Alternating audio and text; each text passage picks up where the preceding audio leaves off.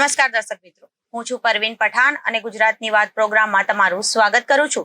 આજે આપણે આપણા આ પ્રોગ્રામમાં જાણીશું કે આપણા ગુજરાત રાજ્યમાં દિવસ દરમિયાન કઈ કઈ ઘટનાઓ બની છે અને કેવી રીતે બની છે, કયો છે સોશિયલ મીડિયાનો હોટ ટોપિક મુદ્દો, તે સમગ્ર જાણકારી વિસ્તારપૂર્વક આપણા આજના આ પ્રોગ્રામમાં આપણે નિહાળીશું.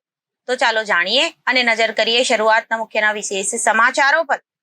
રાજકોટ અગ્નિકાંડ વર્સેસ હત્યાકાંડમાં 32 લોકો જીવતા હોમાયા. ગૃહમંત્રી તથા સીએમ ભૂપેન્દ્ર પટેલ ઘટના સ્થળનું કર્યું નિરીક્ષણ. અને બીજી બાજુ રાજકોટ અગ્નિકાંડ બાદ રાજ્યભરના ગેમિંગ ઝોનમાં તપાસનો ધમધમાટ શરૂ થયો અને બીજી તરફ વડોદરામાં ચોમાસા પહેલા હોર્ડિંગ્સનું જોખમ ઘટાડવાની કાર્યવાહી હાથ ધરવામાં આવી છે. અને બીજી જગ્યાએ અનોખો શોખ ધરાવતા અમદાવાદના એક વ્યક્તિ પાસે છે દેશ વિદેશની અનેક ઘડિયાળ, લાખોમાં છે તેની કિંમત, અને ગુજરાતના વિદ્યાર્થીઓએ બનાવી ડ્રાઈવર લેસ કાર આ સિસ્ટમથી કરે છે કામ.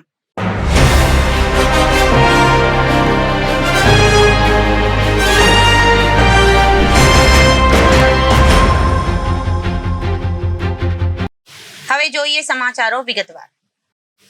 વીકેન્ડની મજા માટે ટીઆરપી મોલમાં ગયેલા પરિવારને ક્યાં ખબર હતી કે તેઓ ક્યાં જઈ રહ્યા છે, ત્યાં એવી દુર્ઘટના બનશે કે તે પોતાના સ્વજનને પછી તેઓ ક્યારે પણ જોઈ નહીં શકે. જી હા, શનિવારે સાંજે રાજકોટના ટીઆરપી મોલમાં આવેલા ગેમ ઝોનમાં ભીષણ આગ લાગી હતી, જેમાં બાળકો સહિત ઓછામાં ઓછા 32 લોકોએ પોતાનો જીવ ગુમાવ્યો છે. મોડી રાત્રે ગુજરાત રાજ્યના ગૃહમંત્રી હર્ષ સંઘવીએ રાજકોટમાં આવેલા ટીઆરપી ગેમ ઝોનની મુલાકાત લીધી હતી. હર્ષભાઈ સંઘવીએ સમગ્ર ઘટનાને લઈ માહિતી મેળવી હતી. બીજી તરફ મોડી રાત્રે હર્ષભાઈ સંઘવી રાજકોટની કલેક્ટર કચેરીએ પહોંચ્યા હતા.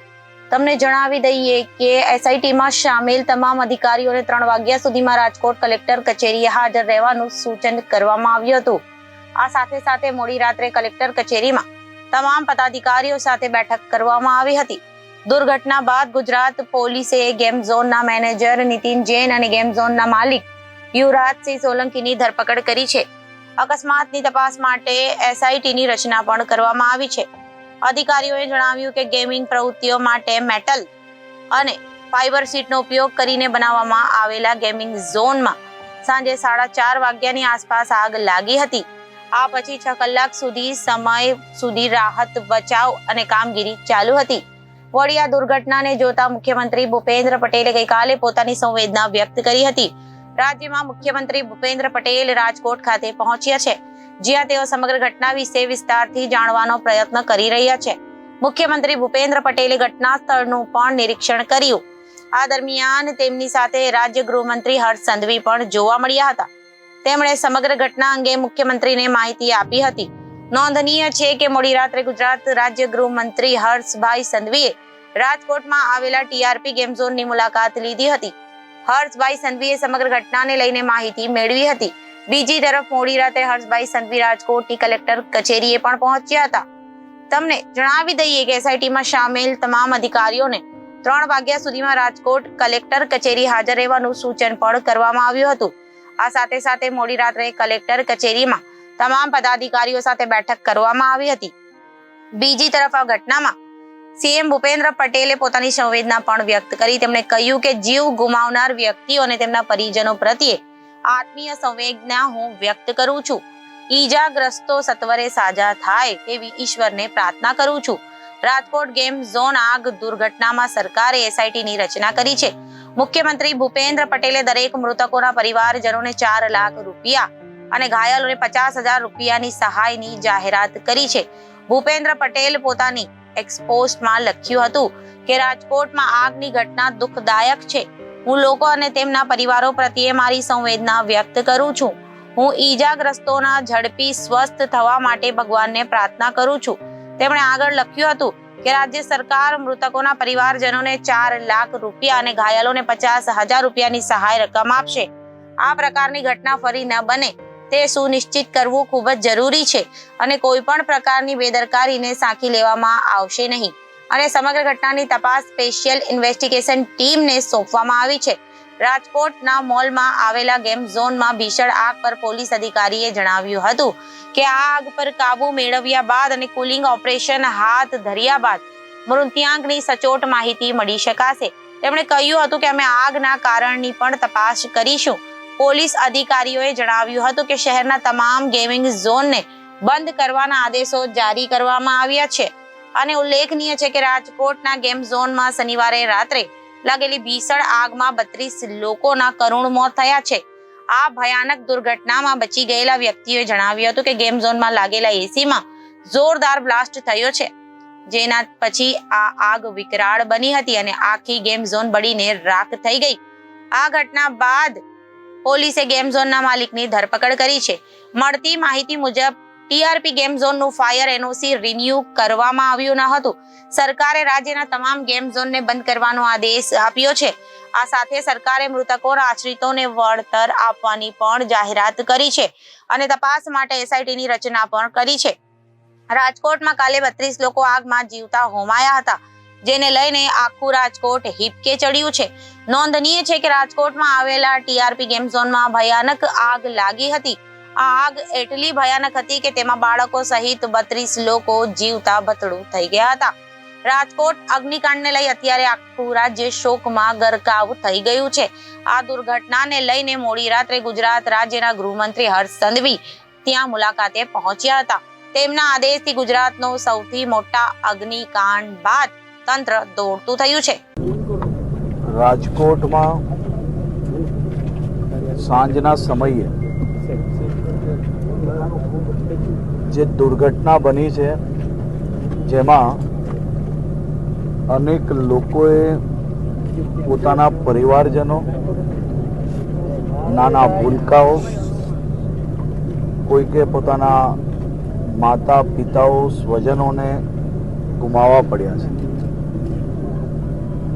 આ ઘટનાના તુરંત બાદ જાણકારી મળતાની સાથે જ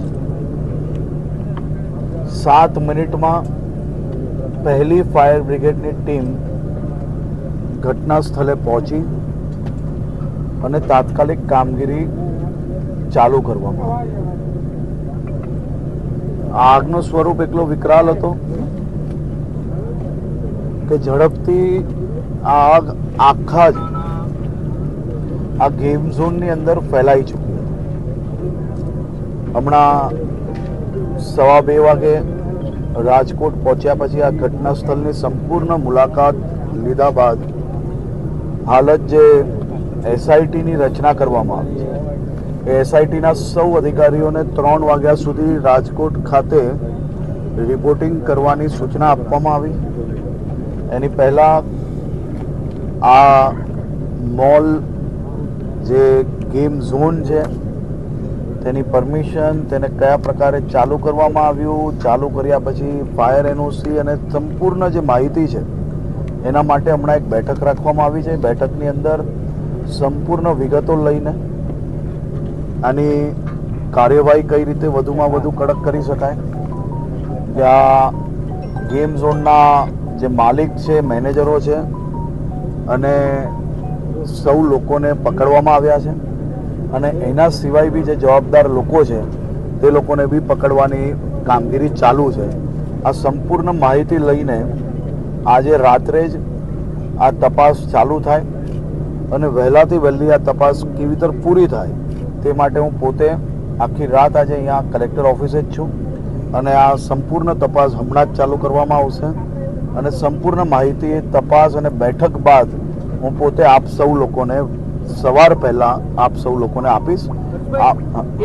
એક સવાલ સમયથી આ એનઓસી વગર આ ગેમ ઝોન ચાલુ હતું, કોઈ અધિકારીનું ધ્યાન ન ગયું અને જો ધ્યાન ન, મેં મારી પહેલી જ માહિતી તમે પૂછ્યું એની પહેલાં મેં આપને કહ્યું કે આ બધી જ પરમિશનોથી લઈને સંપૂર્ણ તપાસ માટે જ એસઆઈટીની એક રચના કરવામાં આવી છે.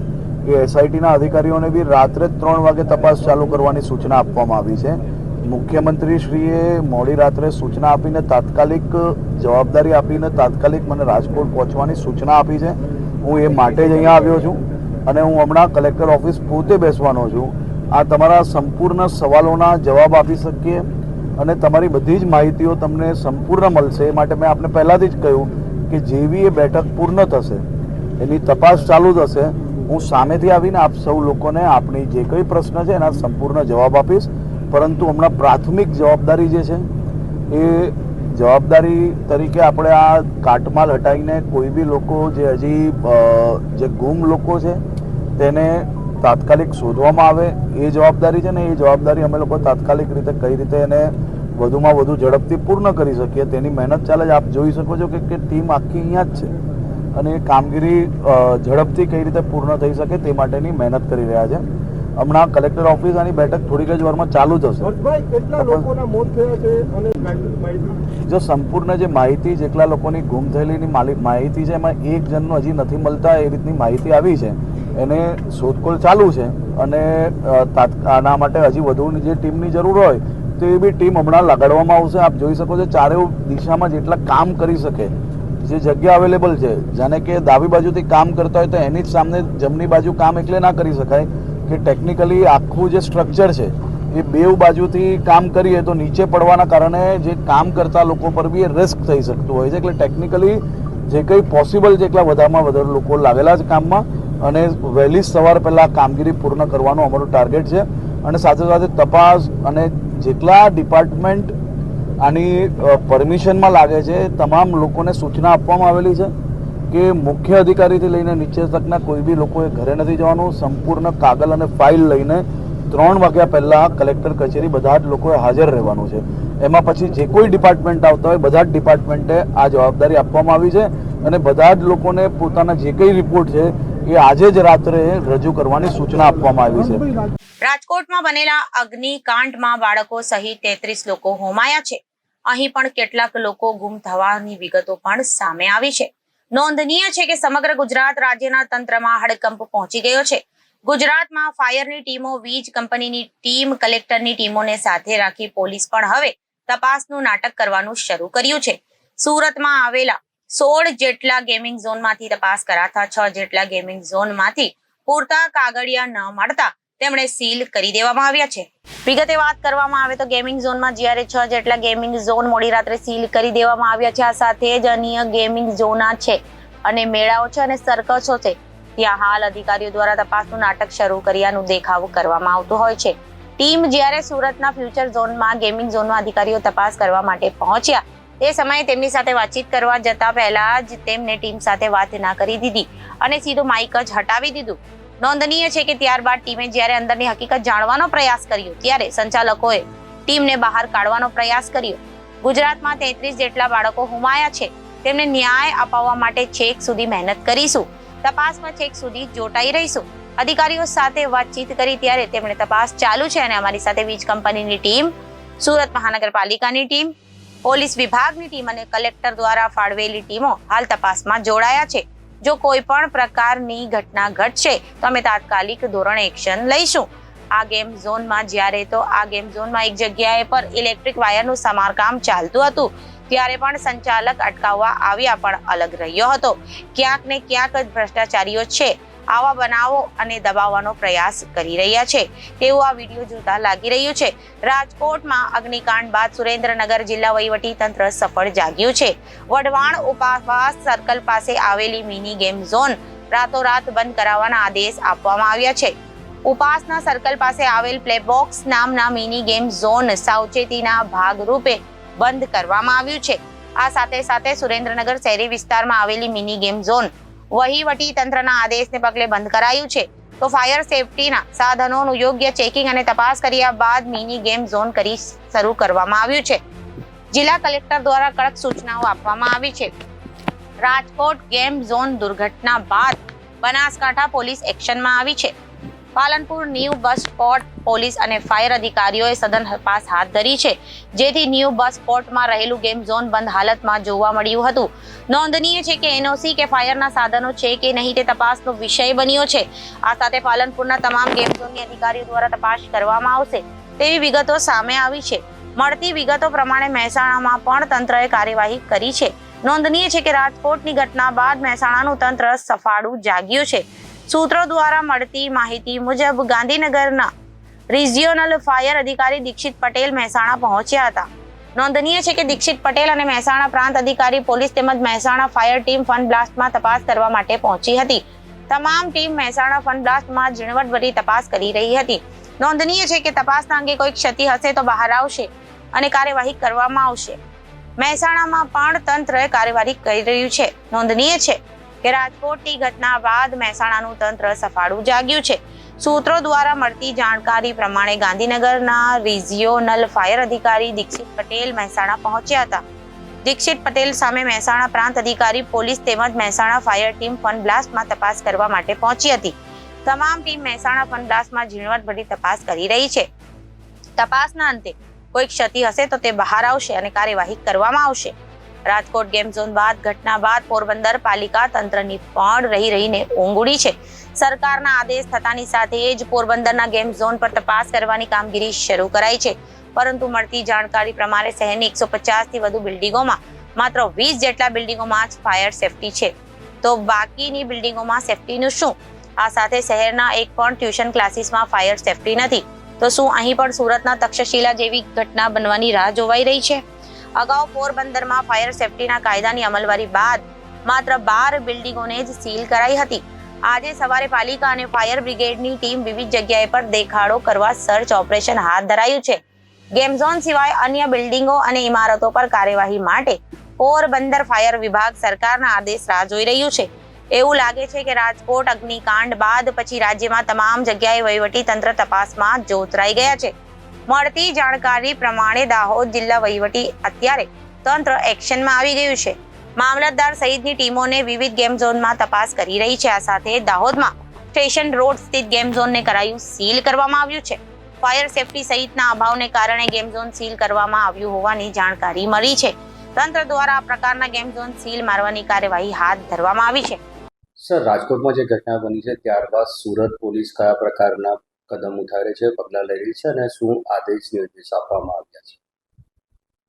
સુરત શહેરના પોલીસ કમિશનર સાહેબ શ્રીએ પોલીસ કોર્પોરેશન, DGVCL અને ટોરન્ટો અને ફાયરના અધિકારીઓ સાથે જે ગેમ્સ ઝોન છે, આનંદ મેળા છે, વોટર પાર્ક છે, મોટા મોટા મોલ છે, ત્યાં સંયુક્ત ટીમ વિઝિટ કરશે અને ફાયર સેફટીના પૂરતા ઇક્વિપમેન્ટ છે કે નહીં એની ખાતરી કરશે અને જરૂરી એમને સૂચનાઓ આપશે.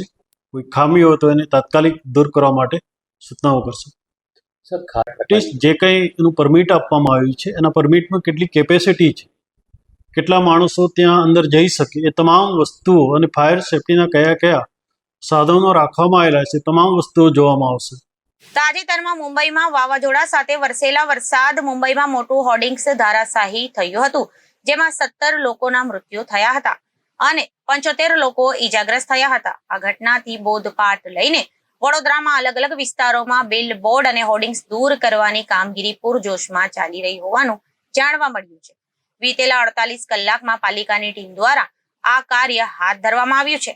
થોડાક સમય પહેલા દેશના અનેક હિસ્સાઓમાં ભારે પવન સાથે કમોસમી વરસાદ પડ્યો હતો. દરમિયાન મુંબઈમાં મોટું હોર્ડિંગ્સ ધરાશાયી થયું હતું, જેમાં 17 લોકોના મૃત્યુ થયા હતા અને 75 લોકો ઈજાગ્રસ્ત થયા હતા. હાલ આ ઘટનાની તપાસ સ્પેશિયલ ઇન્વેસ્ટિગેશન ટીમ કરી રહી છે. તમને જણાવી દઈએ કે અત્યારે આ ઘટના બાદ વડોદરામાં ચોમાસામાં દરમિયાન હોર્ડિંગ્સ હોનારત ન સર્જાય તે માટે પાલિકાનું તંત્ર સજ્જ બન્યું છે અને વિવિધ વિસ્તારોમાં હોર્ડિંગ્સ અને બિલબોર્ડ દૂર કરવાની કામગીરી પૂરજોશમાં હાથ ધરવામાં આવી છે. વીતેલા 48 કલાકમાં પાલિકાની ટીમ દ્વારા 100 થી વધુ મોટા હોર્ડિંગ્સ બોર્ડ અને બિલબોર્ડ ઉતારી લીધા હોવાનું સામે આવ્યું છે. પાલિકાની ટીમ દ્વારા શહેરના ચકલી સર્કલ, કાલાઘોડા, સુસેન 4 રસ્તા, જબુઆ રોડ, ભવન સર્કલ, ખોડિયાર નગર 4 રસ્તા, મહેસાણા નગર 4 રસ્તા, છણી કેનાલ રોડ, ગદા સર્કલ, સ્ટેશન કડક બજાર, ચકલી સર્કલ, સુશેન સર્કલ થી વડસર બ્રિજ વિસ્તારમાં કામગીરી હાથ ધરવામાં આવી હોવાનું સામે આવ્યું છે. પાલિકાના સૂત્રોના જણાવ્યા અનુસાર આગળ પણ આ કામગીરી કરવામાં આવશે. સાથે જ ચોમાસું નજીક આવતા જ પાલિકા તંત્ર દ્વારા પ્રી મોન્સૂન કામગીરી પણ તેજ કરવામાં આવી છે. હોર્ડિંગ્સ ઉતારી લેવાના કારણે અકસ્માતની શક્યતાઓ ઘટાડવામાં આવી રહી હોવાનું ચર્ચામાં છે. કહેવાય છે કે દરેક માનવી પોતાના જીવનમાં અલગ અલગ રુચિ અને શોખ ધરાવતા હોય છે, જેમાંથી કોઈને એન્ટિક વસ્તુ સંગ્રહ કરવાનો શોખ હોય છે, તો કોઈને કેટલાક કે કોઈ વસ્તુથી એટલો લગાવ થઈ જાય છે કે તેઓ તેને આજીવન સાચવીને રાખે છે. ત્યારે એવા જ એક અનોખો શોખ અમદાવાદમાં શિવરંજની વિસ્તારમાં રહેતા જીતેન્દ્રભાઈ જોશી ધરાવે છે. હાલ તેમની પાસે 60 થી વધુ પણ જુદા જુદા પ્રકારની જુદા જુદા દેશની કાંડા ઘડિયાળો સંગ્રહમાં જોવા મળે છે. તેઓ છેલ્લા 50 વર્ષથી કાંડા ઘડિયાળનો સંગ્રહ કરી રહ્યા છે અને હજુ પણ આ કલેક્શન ચાલુ જ છે. ખાસ વાત તો એ છે કે તેમની પાસે સંગ્રહિત દરેક કાંડા ઘડિયાળ ચાલુ કન્ડિશનમાં છે. તેમજ એક ઘડિયાળની કિંમત તો 2 લાખ રૂપિયા જેટલી છે. જો ઘડિયાળ સંગ્રહવાના શોખીન જીતેન્દ્રભાઈ જોશીની વાત કરીએ તો તેઓ મૂળ અમરેલીના વતની છે. તેમણે 1970માં ભાવનગરથી FY BSM નો અભ્યાસ કર્યો હતો. ત્યારબાદ તેઓ ટેલિફોન ઓપરેટર તરીકે જોડાયા અને નિવૃત્ત થયા. ત્યાં સુધી ટેલિફોન ઓપરેટર તરીકે ફરજ બજાવી, પરંતુ પોતાના મનની અભિવ્યક્તિ માટે તેમણે જુદી જુદી કાંડા ઘડિયાળ ભેગી કરવાનો શોખ વિકસાવ્યો. જીતેન્દ્રભાઈ જોશીને નાનપણથી જ ઘડિયાળ પહેરવાનો શોખ હતો. તેથી જ્યારે પણ તેઓ બીજાના હાથમાં કાંડા ઘડિયાળ પહેરેલી જોતા ત્યારે તેમને પણ ઘડિયાળ પહેરવાની ઘણી ઈચ્છા હતી, પરંતુ એ સમયે તેમની પાસે પૂરતા પૈસા ન હતા. તેથી જીતેન્દ્રભાઈએ જેમ તેમ કરી 1970માં પોતાની કમાણીનો આખો પગાર ખર્ચી 250 રૂપિયાની કિંમતની રશિયન ઘડિયાળ ખરીદી હતી. એ પછી જ્યારે 1974માં તેમના લગ્ન થયા ત્યારે તેમને એક મિત્રએ કાંડા ઘડિયાળ ભેટમાં આપી હતી. આ ભેટમાં મળેલી ઘડિયાળ જોઈને જીતેન્દ્રભાઈ ખૂબ ખુશ થઈ ગયા હતા અને તેમણે ઘડિયાળ ભેગી કરવાનું નક્કી કર્યું. એ પછી જ્યારે પણ કોઈ રવિવારી બજાર ભરાય અથવા તો કોઈ મેળો ભરાય ત્યારે તેઓ ત્યાં પહોંચી જતા અને અલગ અલગ વેરાયટી વાળી ઘડિયાળો શોધી લાવતા. આમ અત્યાર સુધીમાં તેમની પાસે અલગ અલગ વેરાયટી વાળી 60 થી વધુ કાંડાવાળી ઘડિયાળો જોવા મળે છે. ખાસ વાત તો એ છે કે તેમની પાસે 90 રૂપિયાથી લઈને 2 લાખ રૂપિયા સુધીની ઘડિયાળ જોવા મળે છે. તેમજ વર્ષ 1974 થી લઈને આ સુધીની ડિજિટલ ઘડિયાળો પણ જોવા મળે છે. તેમના કલેક્શનમાં સામેલ ઘડિયાળમાંની એક ઘડિયાળ 80 વર્ષથી પણ વધુ જૂની છે.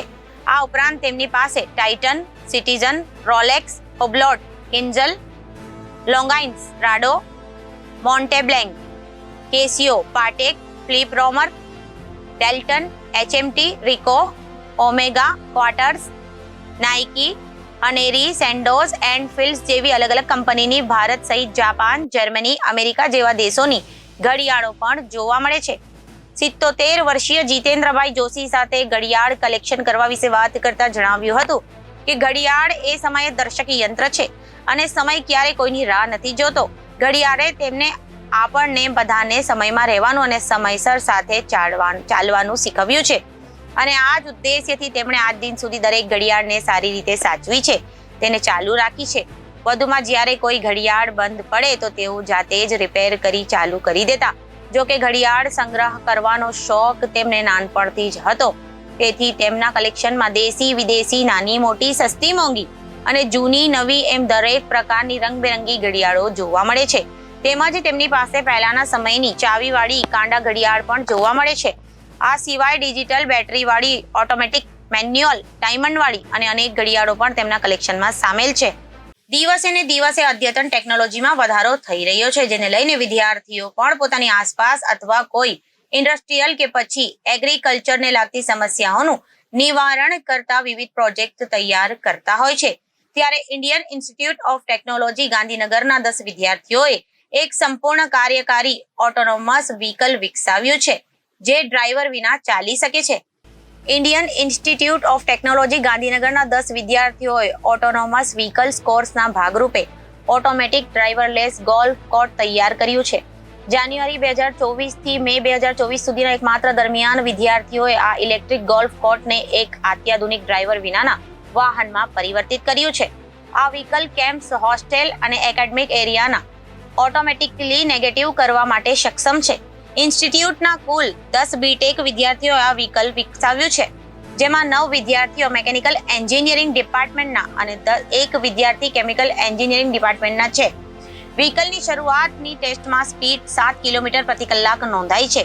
ઓટોનોમસ વ્હીકલ્સ પરના એક પ્રકારના કોર્સના ભાગરૂપે આ વાહન વિકસાવવામાં આવ્યું છે, જે ડ્રાઈવર વિના સંપૂર્ણ કાર્યકારી સ્વાયત્ત રીતે કેમ્પસને હોસ્ટેલથી શૈક્ષણિક વિસ્તાર સુધી નેગેટિવ કરવા વાહન સક્ષમ છે. આ સાથે જ આ autonomous vehicles regular camera, depth camera અને લીડર સહિતના સેન્સરથી પણ સજ્જ બનાવવામાં આવ્યું છે. આ સાથે તેમાં steering mechanism, braking mechanism, acceleration control system તેમજ કમ્પ્યુટર વિઝન એલ્ગોરિધમ્સ અને ઓટોમેટિક કંટ્રોલ એલ્ગોરિધમ સહિત હાર્ડવેર પણ જોડવામાં આવ્યા છે. વાહનોને સંપૂર્ણ ઓટોનોમસ કામગીરી માટે લેન ડિટેક્શન, અવરોધ detector, automatic steering control, automatic braking અને એક્સિલરેશન સહિતના સાધનોથી પણ સક્ષમ બનાવવામાં આવ્યું છે. વધુમાં કેમ્પસના રહેવાસીઓ અને વાહનની સલામતીને ધ્યાનમાં રાખીને મલ્ટિપલ બેકઅપ સિસ્ટમ, મેન્યુઅલ ઓવરરાઇડર અને એમરજન્સી સ્ટોપર્સ જેવી સુવિધાઓ પણ ઊભી કરવામાં આવી છે. આ ઓટોનોમસ વ્હીકલ્સની પ્રારંભિક પ્રશિક્ષણ માટે સુરક્ષિત ઝડપ 7 કિલોમીટર પ્રતિ કલાકની રાખવામાં આવી છે. આ વાહન બનાવવા માટે અંદાજે ₹65,000 તૈયાર કરાવવામાં આવ્યું છે. આ વ્હીકલ્સને બીટેકના 4થા વર્ષમાં અભ્યાસ કરતા 10 વિદ્યાર્થીઓએ બનાવ્યું છે, જેમાં મિકેનિકલ એન્જિનિયર વિભાગના 9 અને કેમિકલ એન્જિનિયરના 1 વિદ્યાર્થીનો સમાવેશ થાય છે. આ પ્રોજેક્ટ પર કામ કરનાર વિદ્યાર્થીની સાનિયા પટવર્ધને જણાવ્યું હતું કે આ પ્રોજેક્ટ પર કામ કરવાનો અનુભવ અદ્ભુત અને સમૃદ્ધ બનાવવાનો છે. આ એક લાંબો પ્રોજેક્ટ છે, જેમાં ઘણું સમર્પણ અને ઝીણવટભર્યું આયોજન જરૂરી છે. આ પ્રોજેક્ટ દરમિયાન કેટલાક પડકારોનો સામનો કરવો પડતો હતો, જેમાં હાલના લેબ સંશોધનોનો ઉપયોગ કરવો અને જેમાંથી શ્રેષ્ઠ બનવું એ પડકારજનક તેમજ લાભદાયી હતું. અન્ય એક વિદ્યાર્થીએ રાહુલ પાઈએ જણાવ્યું હતું કે આ પ્રોજેક્ટનો ભાગ બનવું એ અવિશ્વસનીય સફર રહી છે. આ પ્રોજેક્ટ થિયરીથી શરૂ કરી પ્રેક્ટિકલ કરવા સુધીના તથા અમારા વાહનને સ્વાયત્ત રીતે રસ્તાઓ પર નેગેટિવ કરવું અને આનંદદાયક હતું અને રસ્તાઓ પર નેવિગેટ કરવા માટે આ બહુ આનંદદાયક પ્રકરણ છે. આ સમગ્ર પ્રોજેક્ટ દરમિયાન ગેસ્ટ લેક્ચરર્સ, IITGN લેબોરેટરી સ્ટાફ અને શિક્ષણ સહાયકો તરફથી અમને ઘણું સમર્થન અને માર્ગદર્શન મળ્યું હતું, જેના દ્વારા અમે સમર્પણ અને અવિરત પરિશ્રમ દ્વારા સ્વ ડ્રાઇવિંગ લાયસન્સ વ્હીકલના વિઝનને સરકાર, સહકાર અને પડકારનો સામનો કરવામાં સફળતા મેળવી શક્યા. આ કોર્સના ઇન્સ્ટ્રક્ટર પ્રોફેસર હરીશભાઈએ જણાવ્યું હતું કે ઓટોનોમસ કારો ઝડપથી પરિપક્વ થઈ રહી છે અને અમે તેને એરપોર્ટ, કેમ્પસ, મોલ્સ અને અન્ય નિયંત્રિત વાતાવરણમાં તમામ રસ્તાઓ પર દોડતી હશે. વિદ્યાર્થીઓએ આ એક્સ્ટ્રા ઓર્ડિનરી કામ કર્યું છે. તેઓએ આટલું પડકારજનક કાર્ય સંભાળ્યું, જેમાં ઉચ્ચ સ્તરની વિશ્વસનીયતા સાથે બહુવિધ અદ્યતન તકનીકો, વાસ્તવિક વિશ્વના અમલીકરણોનો સમાવેશ થાય છે અને આટલા ઓછા સમયમાં આટલી જટિલતા સાથે સફળ અમલીકરણનું નિર્દેશન કર્યું છે. તો અત્યારે ગુજરાતની વાતમાં વિરામ લઈએ. વધુ સમાચારો માટે જોતા રહો જનાદેશ ન્યૂઝ. નમસ્કાર.